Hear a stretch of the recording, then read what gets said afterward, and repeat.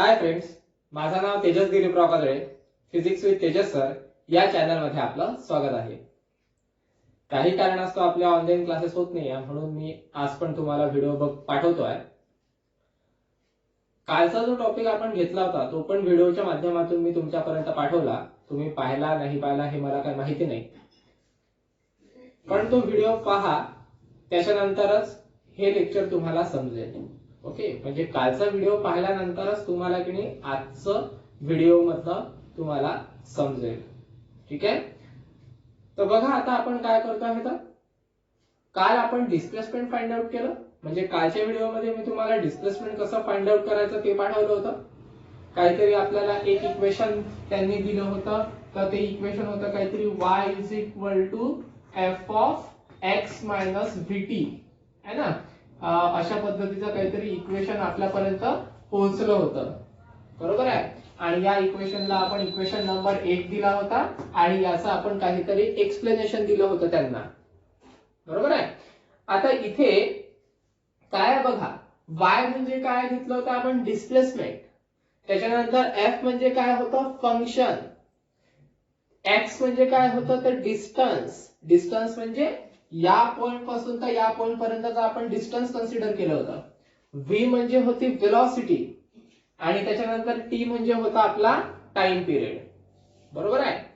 आता काल आपण किती डिस्टन्स फाइंड आउट केलं, डिस्प्लेसमेंट. काल आपण काय फाइंड आउट केलं, डिस्प्लेसमेंट फाइंड आउट केलं. म्हणजे ऍक्च्युअली ती इक्वेशन आपल्याला त्यांनी ऑलरेडी दिलेलंच होतं, फक्त त्याचं आपण एक्सप्लेनेशन बघितलं, ते कशा पद्धतीने आलं, कशा पद्धतीने ते डिराइव्ह केलं, बरोबर आहे. पण आज आपल्याला अजून एक इम्पॉर्टंट कन्सेप्ट बघायचा आहे की ज्याचं नाव आहे बघा, expression for a simple harmonic progressive wave travelling along positive x direction. म्हणजे आपल्याला सिंपल हार्मोनिक प्रोग्रेसिव्ह वेव्ह साठी इक्वेशन बघायचं आहे की ज्या ठिकाणी वेव्ह ही ट्रॅव्हल होत असेल पॉझिटिव्ह एक्स डायरेक्शनने.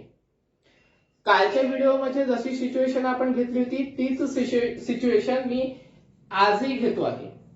कालच्या सारखीच आपण डायग्राम काढलेली आहे. कालही आपण अशाच पद्धतीची काहीतरी डायग्राम काढली होती, बरोबर आहे. फक्त या एक्सच्या जागेवर आपण एक्स डॅश म्हटलं होतं, कारण आपण एक्सच्या दोन व्हॅल्यूज घेतल्या होत्या.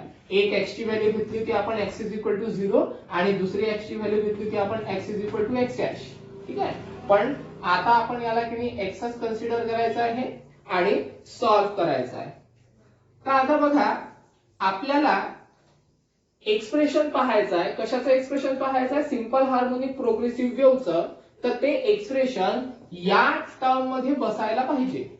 या टर्म मध्ये का बरं बसायला पाहिजे, असं का बरं म्हणतोय मी, त्याचं कारण असं आहे, y म्हणजे काय आहे, डिस्प्लेसमेंट, बरोबर आहे. x म्हणजे काय आहे, डिस्टन्स. आणि हे इक्वेशन आपल्याला काय त्यांनी दिलं होतं आणि याचं एक्सप्लेनेशन आपण काल बघितलं होतं.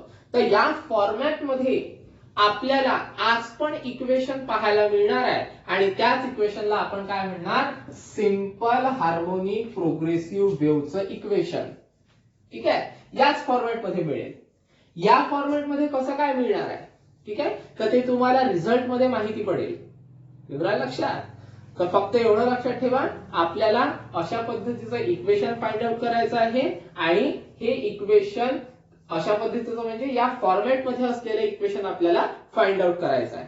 तर त्याच्यासाठी आपण एक सिच्युएशन कन्सिडर केलेली आहे, एक घेतलेली आहे मी कन्सिडर करा, ही एक्स एक्सिस आहे आपली. ओके, त्याच्यानंतर ही आहे आपली वाय एक्सिस. तर कालच मी तुम्हाला बोललो, कालच्या व्हिडिओमध्ये मी तुम्हाला सांगितलं, काय सांगितलं होतं बघा, की एक्स वरचा प्रत्येक पार्टिकल हा व्हायब्रेट होतोय, बरोबर आहे.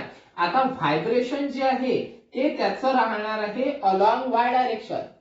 व्हायब्रेशन हे कसं राहणार आहे, अलॉंग वाय डायरेक्शन व्हायब्रेशन राहणार आहे. ही जर समजा एक्स एक्सिस असेल तर व्हायब्रेशन अशा पद्धतीने आपल्याला मिळणार आहे, म्हणजे अलॉंग वाय डायरेक्शन. पण व्हायब्रेशन होता होता ती जी वेव्ह आहे ती वेव्ह चाललेली आहे अलॉंग एक्स डायरेक्शन. ठीक आहे, म्हणजे काल मी तुम्हाला दोन गोष्टी सांगितल्या होत्या, जे व्हायब्रेशन आहे, ठीक आहे, ते व्हायब्रेशन म्हणजे त्याला आपण काय म्हटलं होतं, डिस्प्लेसमेंट ऑफ पार्टिकल है ना.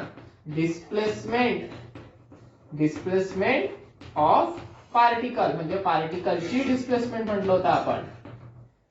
त्याच्यानंतर अजून दुसरी गोष्ट सांगितली होती मी, ती म्हणजे की जी वेव्ह आहे ही वेव्ह काय होत आहे, या पोझिशन पासून तर या पोझिशन पर्यंत ट्रॅव्हल होत आहे, म्हणजे तिथे आपल्याला मिळत आहे डिस्टन्स. म्हणजे जर समजा वेव्ह ट्रॅव्हल होत असेल, वेव्ह ही जर समजा ट्रॅव्हल होत असेल from one point two another point, तर त्याला आपण काय म्हणणार आहे की वेव्ह डिस्टन्स कव्हर करत आहे. ठीक आहे, तर wave covered a distance.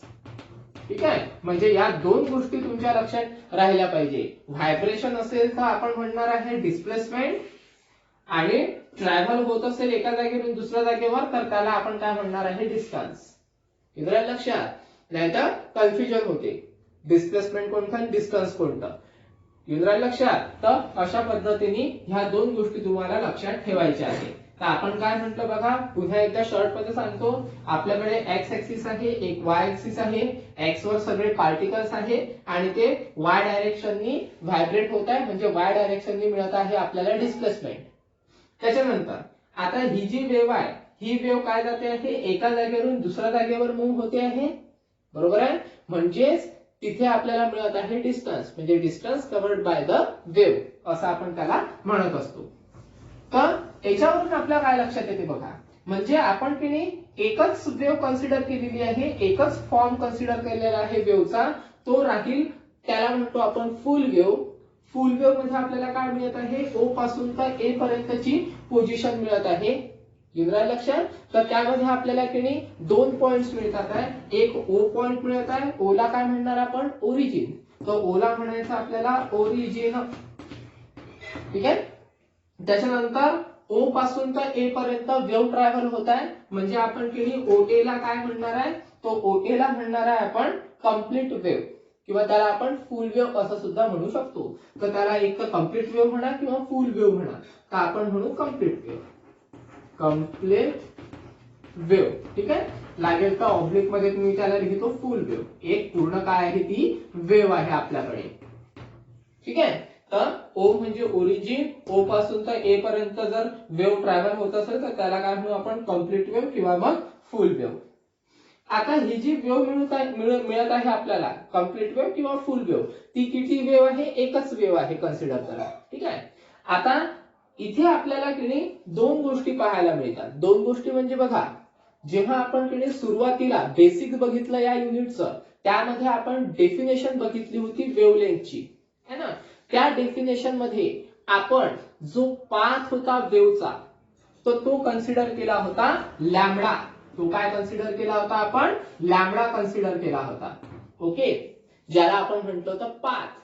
Indra लक्षात, म्हणजे कन्सिडर करा अशा पद्धतीची वेव्ह आपण कन्सिडर केली होती, आणि त्या या ओ पॉइंट पासून किंवा या पोझिशन पासून तर या पोझिशन पर्यंतचं जे काही डिस्टन्स होतं, ते डिस्टन्स किती कन्सिडर केलं होतं आपण, लॅम्बडा. म्हणजे लॅम्बडाला म्हटलं होतं आपण डिस्टन्स, आणि डिस्टन्स म्हणजे एक प्रकारचा तो काय आहे, पाथ आहे, है ना. म्हणजे लॅम्बडा म्हणजे आपण काय कन्सिडर करणार आहे, पाथ कन्सिडर करणार आहे.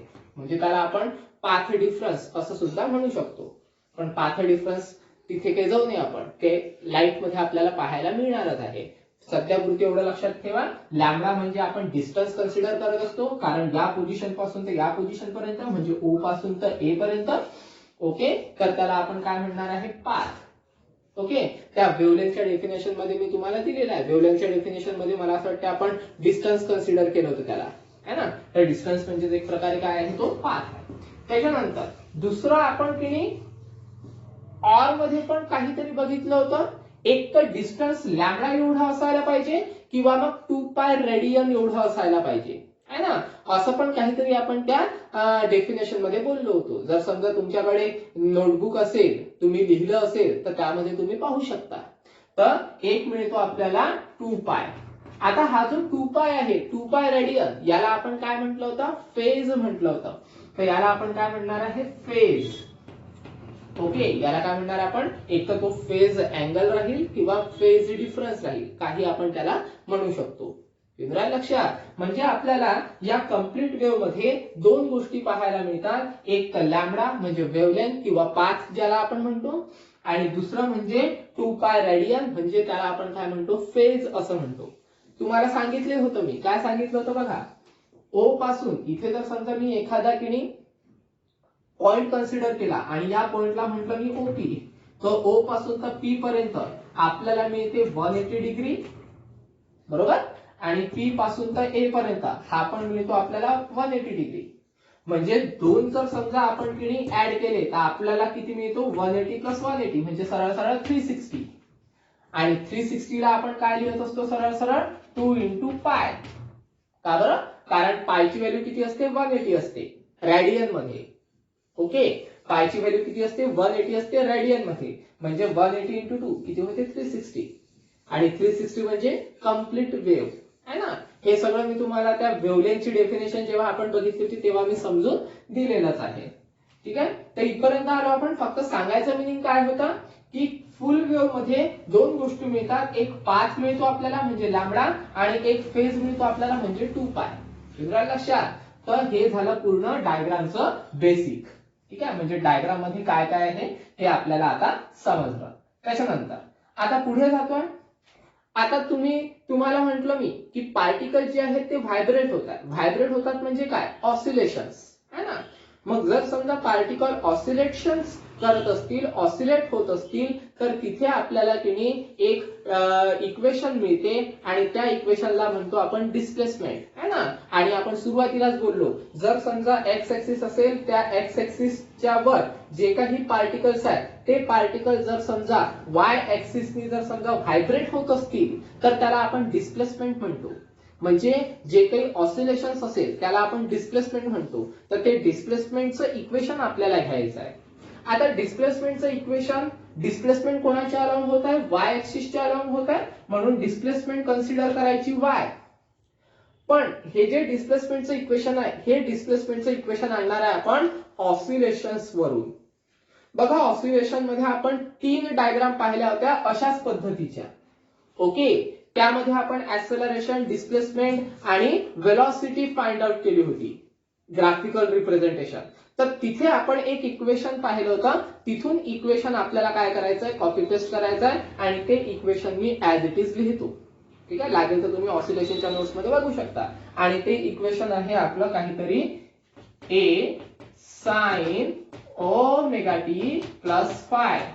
ठीक आहे, फाय म्हणजे आपला फेज अँगल, त्याच्यानंतर ओमेगा म्हणजे angular velocity of particle, T म्हणजे time period of particle, A म्हणजे अँप्लिट्यूड आणि साइन म्हणजे फंक्शन.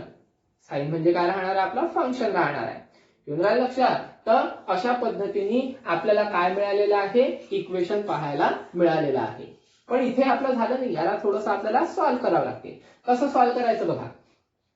आता कन्सिडर करा, बाकीचं तुम्हाला सांगितलं ए अँप्लिट्यूड आहे, ओमेगा अँग्युलर वेलोसिटी, टी म्हणजे टाइम आणि फाय म्हणजे फेज अँगल किंवा तुम्ही त्याला फेज डिफरन्स असं सुद्धा म्हणू शकता. ओके, त्याच्यानंतर आता याचे आपल्याला किती 2 इक्वेशन तयार करायचे आहे, एक ओरिजिन वरचं आणि एक ए या पॉइंट वरचं. ठीक आहे, म्हणून मग मी किती कन्सिडर करत असताना असे घेतो आहे ऍट अ ओरिजिन म्हणजे ओरिजिन वरचं. ठीक आहे, ऍट अ ओरिजिन. आता ओरिजिन म्हणजे किती आहे आपल्याकडे, ओ, म्हणजे ओरिजिन आपल्याला घ्यायचं आहे ओ. आणि ओरिजिनच्या वेळेला जो फाय राहणार आपला, तो फाय म्हणजे कन्सिडर करायचा आहे 0. ओके, कारण ओरिजिन म्हणजे इनिशियल स्टेज आणि इनिशियल स्टेजला फेज अँगल किती राहणार आहे, सरळ सरळ 0. म्हणजे फेज अँगल किती राहील, ओ या पोझिशनला 0. म्हणजे फेज अँगल म्हणजे फायची व्हॅल्यू किती ठेवायची आपल्याला, 0 ठेवायची. संपलं. ही व्हॅल्यू याच्यामध्ये पुटअप करा, काय आन्सर येते बघा. Y at a origin consider करायचा आहे, म्हणजे वाय ऍट अ ओ, सफिक्सला ओ देऊन द्यायचा, म्हणजे origin is equal to amplitude as it is, sine function as it is, omega T as it is plus 0. 0चा काही फरक पडत नाही, म्हणजे आन्सर किती येईल आपलं, Y at O is equal to A sine omega T फक्त. ठीक आहे, कारण 0चा काही फरक पडत नाही, याच्यामध्ये 0 जर टाकला तर काही फरक पडत नाही, म्हणजे काही ए साइन ओमेगा टी फक्त. लक्षात. तर हे मिळालं आपल्याला इक्वेशन. ठीक आहे, याला म्हणायचं इक्वेशन नंबर, याला 1 म्हणावं लागेल तर याला 2 म्हणा. ठीक आहे, त्याच्यानंतर अजून एक इक्वेशन पाहायचं आपल्याला. जेव्हा वेव्ह ओ पासून तर ए पर्यंत जेव्हा ट्रॅव्हल करत आहे त्यावेळेसचं इक्वेशन बघू त्याच्यामध्ये काही चेंज होतो का. पहा आता एक ओरिजिनचं पाहिलं, एक पाहायचं आहे ऍट पॉइंट ए या पॉइंटला. आता ए या पॉइंटला फायची व्हॅल्यू किती असायला पाहिजे, तर ए या पॉइंटला फायची व्हॅल्यू बघा, एक 180 डिग्री, दुसरा 180 डिग्री, टोटल किती डिग्री असायला पाहिजे, 360 डिग्री आहे ना. म्हणजेच इथे आपण त्याला काय म्हणू शकतो, फायची व्हॅल्यू किती असायला पाहिजे, तर 2 पाय. मगाशीच मी तुम्हाला इथे कॅल्क्युलेशन करून दाखवलं होतं. 2 इंटू पाय, पाय म्हणजे 180, 180 इंटू 2 म्हणजे 360 आहे ना. म्हणजे 360 ला आपण काय लिहू शकतो, 2 पाय. म्हणजे ज्या वेळेस ओ पासून तर ए पर्यंत आपली वेव्ह ट्रॅव्हल करणार, त्यावेळेस एक 180, दुसरा 180, म्हणजे टोटल फेज अँगल किती होऊन राहिला, तर 360 आहे ना. म्हणजेच त्याला आपण काय लिहितो, 2 पाय. तसंही आपण बघा 180 म्हणजे पाय, 180 म्हणजे पाय, पाय आणि पाय सरळ किती, 2 पाय. चलो पुटअप करा. इक्वेशन 1 मध्ये काय होते बघा, y आता ऍट ए कन्सिडर करायचा आहे, इज इक्वल टू ए म्हणजे अँप्लिट्यूड, साइन, आता हा ओमेगा टी, ठीक आहे. त्याच्यानंतर प्लस फायची व्हॅल्यू किती ठेवायची, आता 2 पाय, ठीक आहे. पण आता होते काय बघा, एक ट्रिग्नोमेट्रिक फंक्शनचा फॉर्म्युला आहे. तुम्ही ट्रिग्नोमेट्रिक फंक्शन शिकले असाल 11वी मध्ये किंवा 12वी मध्ये मॅथमॅटिक्स मध्ये, तो तुमच्या लक्षात येईल. नसेल लक्षात तर लक्षात ठेवा.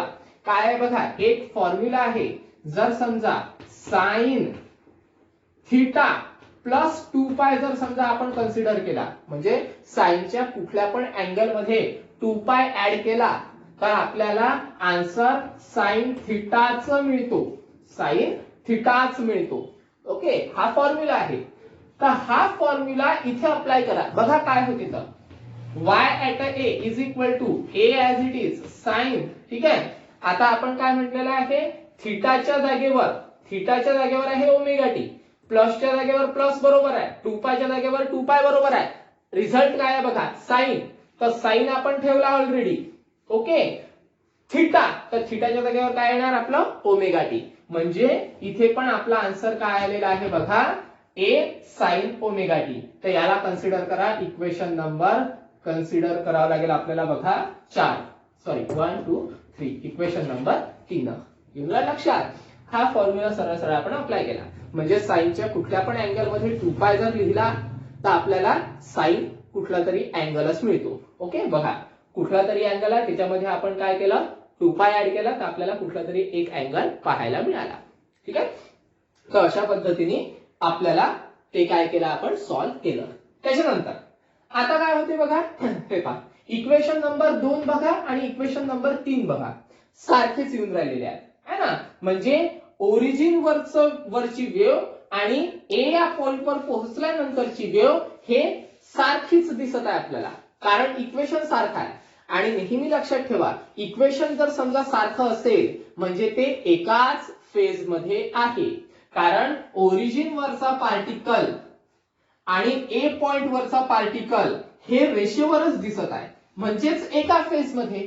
आणि आपण सॉल्व्ह केलं तेव्हाही आपल्या तेच लक्षात आलं, कारण ओरिजिन वरचं इक्वेशन आणि ए या पॉइंट वरचं इक्वेशन हे दोन्ही इक्वेशन सारखेच आहे. म्हणजे दोन्ही इक्वेशन सारखे असल्या कारणाने आपण असं म्हणू शकतो, ओरिजिन वरचा पार्टिकल आणि ए या पॉइंट वरचा पार्टिकल हे दोघे जण एकाच फेज मध्ये आहे. ठीक आहे. म्हणजे आपण असं म्हणू शकतो, equation 2 and equation 3 are in same phase, एकाच फेज मध्ये असायला पाहिजे किंवा एकाच फेज मध्ये आहे. पण जर समजा असं कन्सिडर करा की आता वेव्ह ट्रॅव्हल करत आहे, ट्रॅव्हल करता करता तुम्हाला म्हटलं, तुम्हाला की नाही आता हे तर माहित झालं, ओरिजिनचं पण इक्वेशन तुम्हाला माहित झालं, एचं पण इक्वेशन तुम्हाला माहित झालं. पण तुम्हाला मी म्हटलं की बा एक्स वर किती इक्वेशन किंवा एक्स वरचं इक्वेशन फाइंड आउट करा. ओरिजिन वरचं इक्वेशन तुम्ही फाइंड आउट केलं, ए वरचं इक्वेशन तुम्ही फाइंड आउट केलं, तुम्हाला म्हटलं एक्स वरचं इक्वेशन फाइंड आउट करा. तर काय करा, तर एक्स वरचं इक्वेशन फाइंड आउट करण्यासाठी आपल्याला एक इक्वेशन मिळते. ते इक्वेशन बघा कसं आहे, पहिले इक्वेशन लिहितो नंतर एक्सप्लेन करतो. बघा हे इक्वेशन मिळणार आपल्याला y ऑफ, त्याला लिहायचं आपण एक्स टी. ओके, त्याच्यानंतर ते मिळणार आहे आपल्याला A sine omega T minus delta. आता तुम्ही म्हणाल सर हे इक्वेशन कुठून आलं? चला आम्हाला एवढं समजलं की ए साइन ओमेगा टी राहणारच आहे, कारण प्रत्येक इक्वेशन मध्ये ए साइन ओमेगा टी आहे, ए साइन ओमेगा टी आहे, ए साइन ओमेगा टी आहे, ए साइन ओमेगा टी आहे. मायनस डेल्टा कुठून आणला? आपल्या खिशातून टाकला का? तर लक्षात ठेवायचं, खिशातून आपण कुठलीच गोष्ट टाकत नसतो. ठीक आहे. मायनस डेल्टा कुठून आला बघा. आता इथे होते काय, ओ पासून निघाला आणि इथे पोहोचला, म्हणजे आपण असं समजू की बा एक्स वर पोहोचला है ना. आता एक्स वर म्हणजे इथे जर समजा आपण पोहोचलो तर कम्प्लीट वेव्ह झालेली नाहीये. म्हणजे आपण याच्यामध्ये असं म्हणू शकतो की ए च्या मागे एक्स आहे है ना. ए च्या मागे एक्स आहे. म्हणजे जर समजा आपण इथे उभा आहे, एखादा मुलगा जर इथे उभा असेल तर आपण काय म्हणू, ए च्या मागे एक्स उभा आहे. बरोबर आहे. म्हणजे काहीतरी डिस्टन्स त्यांनी काय केलेला आहे, मागे कन्सिडर केलेला आहे. ओके. म्हणजे हा जर समजा की 100 वर असेल तर हा 100 पेक्षा काहीतरी मागे आहे, म्हणजे कन्सिडर करा 80 वरच असेल. येऊन राहील लक्षात. म्हणजे आपल्याला काय करावं लागेल, सरळ सरळ 100 मायनस 80 आहे ना. म्हणजे मायनस 80 म्हणजे आपण इथे कन्सिडर केलेला आहे डेल्टा. कारण किती मागे आहे हे थोडी माहिती आहे आपल्याला है ना. ए पेक्षा एक्स किती मागे आहे हे नाही माहिती, म्हणजे तिथे एक अननोन क्वांटिटी असेल. हे तर फक्त आपण मानलं समजण्यासाठी है ना, पण आपल्याला माहित नाही तो किती मागे आहे. तर माहित नाही म्हणजे ती अननोन क्वांटिटी म्हणजे असं कन्सिडर करा, एक्स च्या तिथे जो फेज अँगल राहील तो काहीतरी डेल्टा राहील. ओके. आणि ए वरचा जो काहीतरी फेज अँगल आहे तो काहीतरी आहे ओमेगा टी है ना. बघा ए वरचा कुठे गेला, ए आपला हा ए पॉइंट, त्यावरचा फेज अँगल किती आहे, ओमेगा टी है ना. सॉल्व करून आन्सर किती काढलं, फक्त आपण ओमेगा टी एवढं. म्हणजे ए वर पण किती आहे, ओमेगा टी. जर समजा ए वर ओमेगा टी असेल तर एक्स वर किती असायला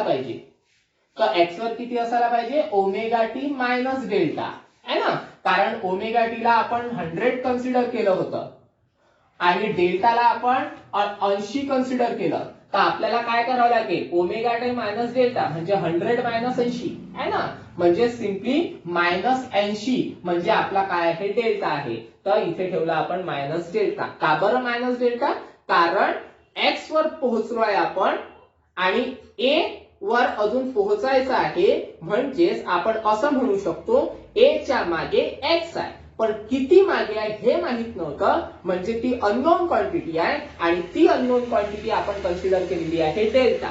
मागे आहे म्हणून आपण निगेटिव्ह कन्सिडर केलं, समोर असलं असतं तर पॉझिटिव्ह कन्सिडर केलं असतं.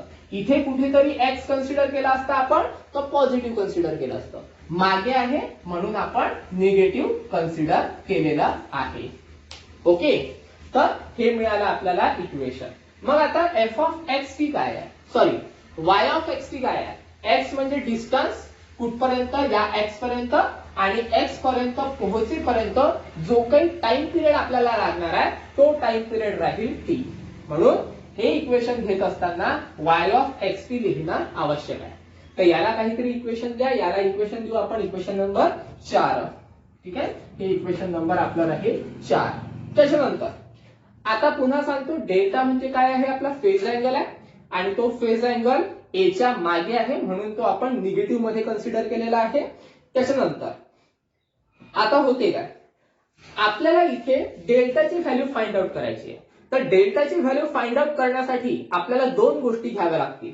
दोन गोष्टी म्हणजे एक घ्यायचा आहे तुम्हाला पाथ, ओके, आणि एक घ्यायचा आहे तुम्हाला फेज. ठीक आहे. आता पाथ तुमच्याकडे दोन आहे. जर समजा आपण ओ पासून तर ए पर्यंत जर कन्सिडर केलं तर एक पाथ आहे आपला ओ टू ए है ना, आणि ओ पासून तर ए पर्यंत पाथ किती आहे बघा, ओ पासून तर ए पर्यंत पाथ किती आहे, लॅम्बडा. म्हणून लॅम्बडा राहील पाथ. आणि ओ पासून तर ए पर्यंत फेज किती असतो, तर ओ पासून तर ए पर्यंत फेज किती मिळतो आपल्याला, तर 2 पाय है ना. मगाशीच सांगितलं होतं, हाफ पाय आणि हाफ पाय है ना. म्हणजे पाय प्लस पाय 2 पाय, त्याला म्हणा 2च पाय, मी नसतो पहा. ओके. त्याच्यानंतर हा पाथ मिळाला लॅम्बडा, फेज मिळाला 2 पाय. आता जर समजा पाथ हा x पर्यंतच असेल, ठीक आहे, म्हणजे O पासून तर x पर्यंत, म्हणजे आपल्याला पाथ घ्यावा लागेल x, बरोबर. पण x पर्यंत पोहोचल्यानंतर जो आपल्याकडे फेज मिळणार आहे तो फेज मिळणार आहे डेल्टा, म्हणून फेज राहील आपला डेल्टा. ठीक आहे. पाथ लॅम्बडा असेल तर फेज 2 पाय, पाथ एक्स असेल तर फेज डेल्टा आहे ना. हे इथे मिळाला बघा, फेज डेल्टा मिळाला आपल्याला, बरोबर आहे. तर अशा पद्धतीने आपल्याला इथे अरेंजमेंट करावी लागेल. अरेंजमेंट का बरं करतोय, कारण आपल्याला डेल्टाची व्हॅल्यू पाहिजे. आता काय करायचं, क्रॉस मल्टिप्लिकेशन करायचं. कसं बघा, लॅम्बडा डेल्टा आणि 2 पाय एक्स, पहा काय होते तर,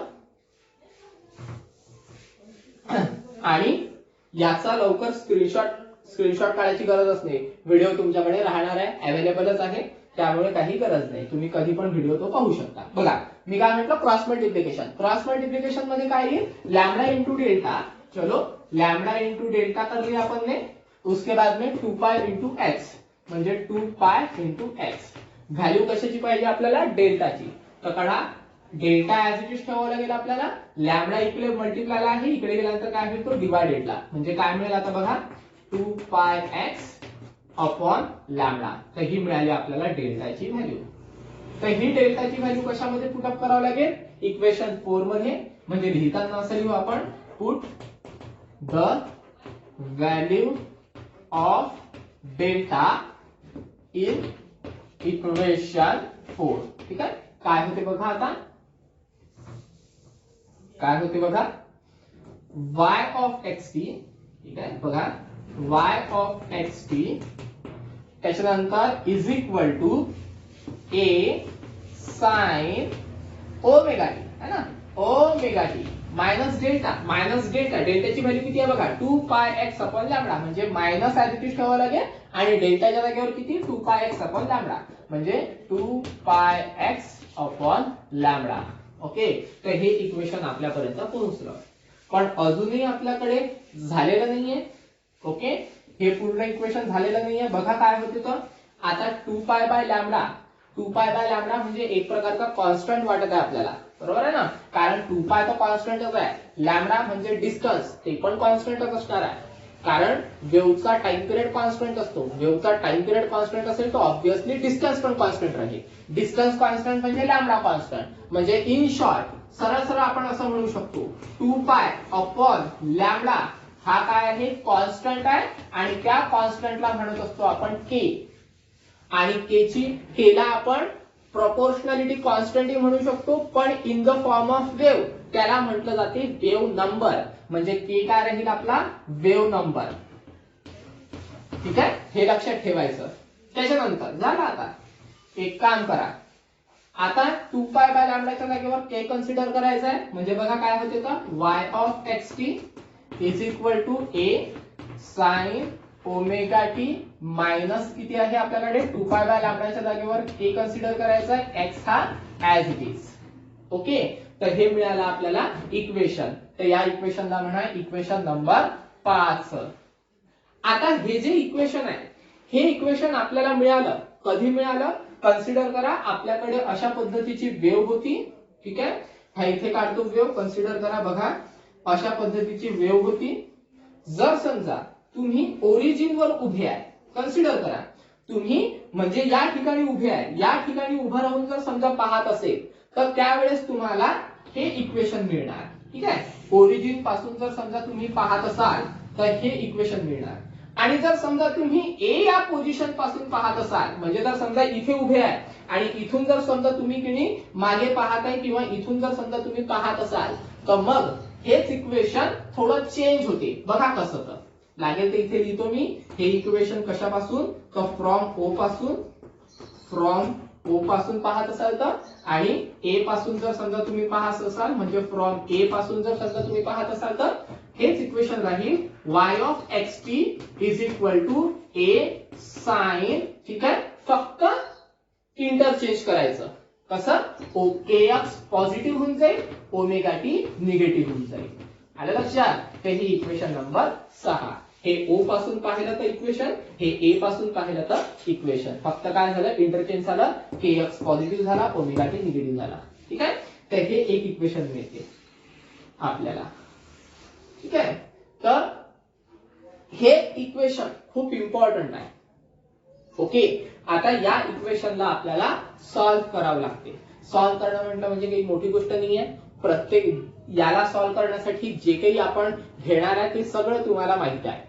ओके, पहा कसं सॉल्व्ह करायचं. तर सॉल्व्ह करत असताना आता अजून एक गोष्ट लक्षात ठेवायची, तुम्हाला तुमच्या टेक्स्टबुक मध्ये फक्त हे इक्वेशन सांगितलेलं आहे. एक हे इक्वेशन सांगितलेलं आहे आणि एक पुढे इक्वेशन असेल, ते इक्वेशन तुम्हाला म्हणजे हे इक्वेशन पाहिल्यानंतर मी तुम्हाला सांगणार आहे अजून एक इक्वेशन, ते इक्वेशन म्हणजे असे दोन इक्वेशन सांगितलेले आहेत. ओके, बाकी त्यांनी गेली एवढा मोठा तामझाम काहीच केलेला नाही.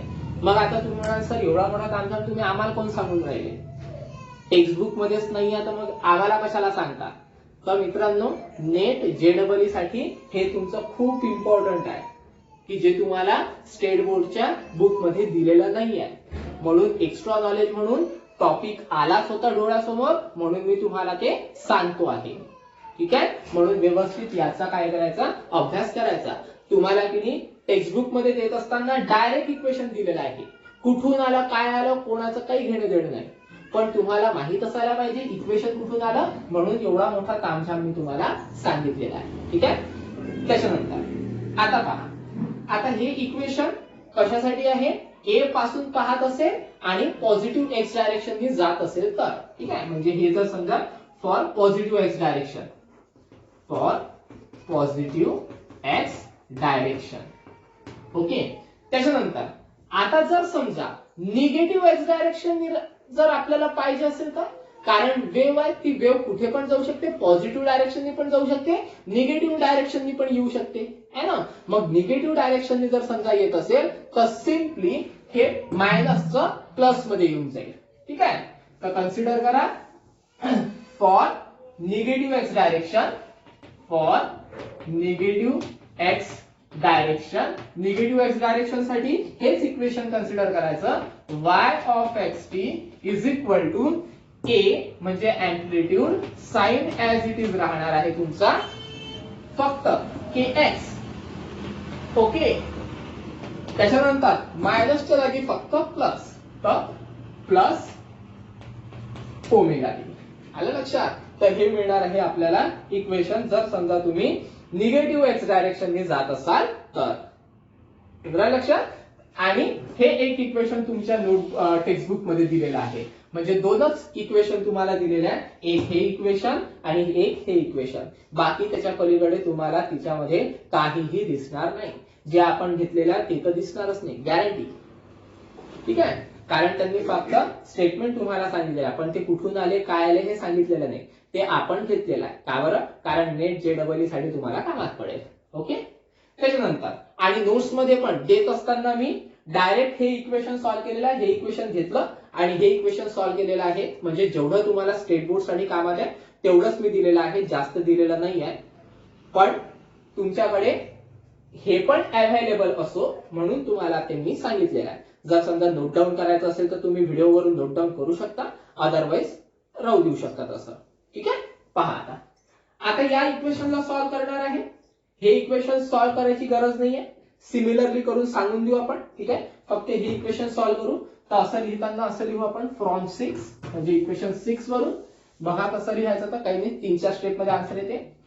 फ्रॉम 6 इक्वेशन किती आहे बघा, y of xt is equal to a sine, ठीक आहे, kx मायनस ओमेगा टी. त्याच्यानंतर k ची व्हॅल्यू तुम्हाला माहित आहे, k ची व्हॅल्यू काय आहे बघा, k ची व्हॅल्यू आहे आपल्याकडे 2 पाय बाय लॅम्बडा. तर k ची व्हॅल्यू कन्सिडर करा 2 पाय बाय लॅम्बडा 1. त्याच्यानंतर दुसरं ओमेगाची व्हॅल्यू आहे, तर ओमेगाची व्हॅल्यू काय असते 2 पाय बाय टी है ना. तर त्याला आपण काय म्हटलो 2 पाय बाय टी. एक तर असे लिहू शकता किंवा तुम्ही 2 पाय एन ही पण घेऊ शकता. ओके, कारण n म्हणजे काय फ्रिक्वेन्सी आणि 1/t म्हणजे काय राहते फ्रिक्वेन्सी, बरोबर आहे. तर अशा पद्धतीने सॉल्व्ह केलेला आहे. कन्फ्युजन होत असेल तर राहू दे लागेल. ठीक आहे, 2 पाय बाय टी लक्षात ठेवा. झालं. या दोन्ही व्हॅल्यूज याच्यामध्ये पुटअप करा. काय होते बघा, y एक्स टी हे as it is A sine K ची व्हॅल्यू किती घेतली 2 pi by lambda 2 pi by lambda. Okay. त्याच्यानंतर x हा as it is minus omega. ओमेगाची व्हॅल्यू काय आहे 2 पाय बाय टी. तर ओमेगाची व्हॅल्यू 2 पाय बाय टी. त्याच्यानंतर स्मॉल टी हा ऍज इट इज. तर स्मॉल टी आपण ऍज इट इज ठेवला. झालं. एक काम करा, this implies y of X T as it is a as it is sign as it is. इथे 2 पाय आहे, इथे 2 पाय आहे, कॉमन काढून घ्या. म्हणजे काय होईल 2 पाय कॉमन, उरणार काय बघा x बाय लॅमडा आणि दुसरी इथे काय उरणार आहे small T upon capital T. Okay. तर small T upon capital T. आता बघा काय होते, आपल्याकडे व्हेलॉसिटीचा फॉर्म्युला आहे, बरोबर आहे. व्हेलॉसिटीचा फॉर्म्युला काय असतो रे, distance upon time period. Distance आपण इथे कन्सिडर करत असतो लॅमडा आहे ना, मग अशीच तुम्हाला सांगितलं. तर डिस्टन्स कन्सिडर करायचा आहे तुम्हाला लॅमडा. टाइम पिरियड हा तुम्हाला ऍज इट इज ठेवायचा आहे. ओके.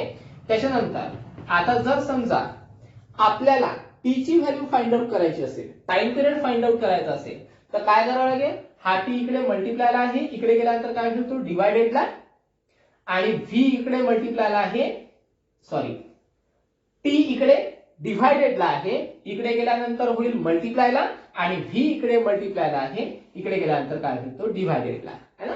दोघांचे कमरे ओढायचे म्हणजे काय होते बघा, टी येऊन जाईल इकडे व्हीच्या जागेवर. ओके. त्याच्यानंतर लॅमडा ऍज इट इज, बरोबर, आणि टीच्या जागेवर काय येऊन जाईल व्ही. ठीक आहे. तर टीच्या जागेवर काय येऊन जाईल आपला व्ही येऊन जाईल.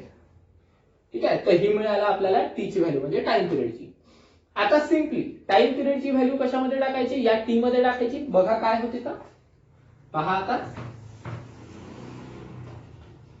y of X T as it is, त्याच्यानंतर a sine 2 pi as it is. ठीक आहे. त्याच्यानंतर x by lambda as it is, आणि मायनस टी. ओके. अपॉन मध्ये काय आहे टी. टी ची व्हॅल्यू किती आहे लॅमडा बाय व्ही, बरोबर आहे. तर लॅमडा बाय व्ही आपल्याला कुठे टाकावं लागेल, ह्या इथे टीच्या जागेवर, म्हणजे लॅमडा अपॉन व्ही.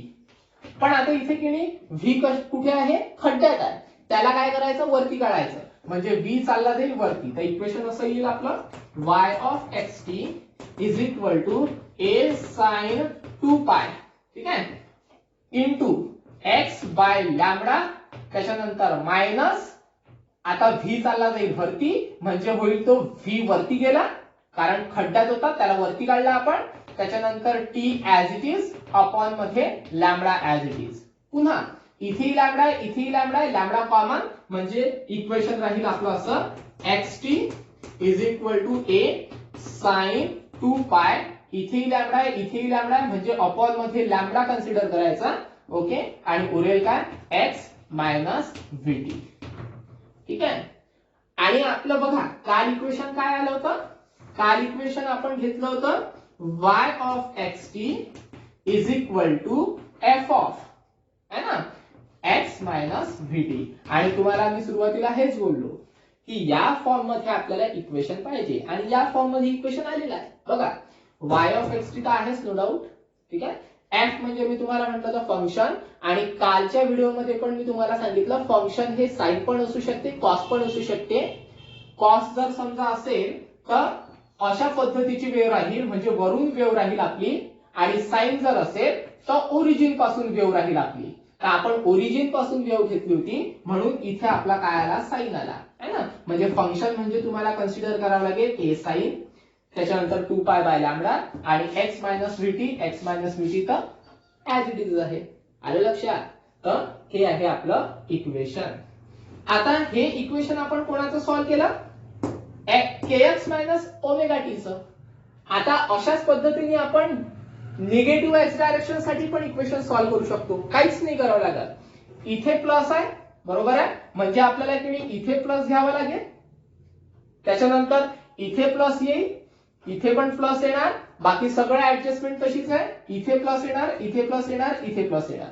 ठीक आहे. म्हणजे जर समजा निगेटिव्ह साठी काढलं तुम्ही, ओके, निगेटिव्ह साठी म्हणजे पॉझिटिव्ह एक्स डायरेक्शन साठी बघा उलटा आहे, इथे निगेटिव्ह म्हणजे त्याला आपण म्हणणार पॉझिटिव्ह एक्स डायरेक्शन साठी. ठीक आहे, तर पॉझिटिव्ह एक्स डायरेक्शन साठी काढलं तर इथे तुम्हाला फक्त मायनस मिळणार आणि निगेटिव्ह एक्स डायरेक्शन काढलं तर इथे तुम्हाला फक्त प्लस मिळणार, बाकी काहीही फरक नाही. ठीक आहे, त्याच्यामुळे मी नोट्स मध्ये सिमिलरली करून डायरेक्ट हे आन्सर तुम्हाला लिहून दिलेला आहे. या निगेटिव्ह साठी सॉल्व्ह करायची गरज नाही आहे. ठीक आहे, का बरं, फक्त इथे प्लस आहे म्हणून प्रत्येक इक्वेशन मध्ये आपल्याला प्लस लिहावं लागेल. इथे मायनस आहे म्हणून प्रत्येक इक्वेशन मध्ये आपल्याला मायनस लिहावं लागेल, बाकी काही फरक नाही. ठीक आहे, तर बघा व्हिडिओ पहा. ओके, पुन्हा एकदा सांगतो, स्टेट बोर्ड साठी जेवढं कामाचं आहे तेवढंच नोट्स मध्ये दिलेलं आहे. बाकी या इक्वेशन पर्यंत हे जे इक्वेशन आपण काढलं या इक्वेशन पर्यंत जो काही आपण तामझाम पाहिला तो तामझाम तुम्हाला समजण्यासाठी म्हणजे हे इक्वेशन आलं कुठून हे समजण्यासाठी पूर्ण तामझाम केला आणि तो तामझाम तुम्हाला नीट जेडब्ल्यू साठी कामात पडेलच. ठीक आहे, तर मी इथे स्टॉप करतो आहे. व्हिडिओ बघा, नाही समजलं तर फोन किंवा मेसेजद्वारे तुम्ही मला विचारू शकता. ठीक आहे, तर स्टॉप करतो आहे. धन्यवाद.